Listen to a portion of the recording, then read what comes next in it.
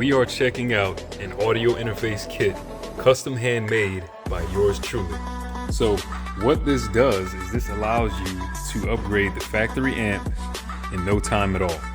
If you're looking to replace the factory amp with a better aftermarket amplifier or a DSP amp combo to open up a whole new world of audio listening experience and adjustability, this is the kit you want. How this works is this simply plugs in place of the factory amp.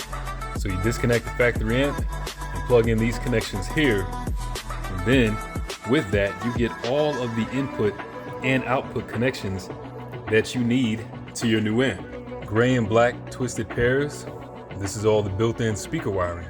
So you're not running speaker wiring across the car at all.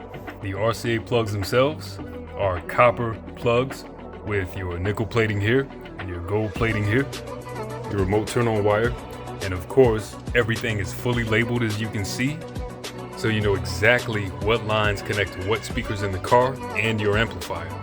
So whether you're a do-it-yourselfer or an audio shop working on an Infinity, this is the way to go.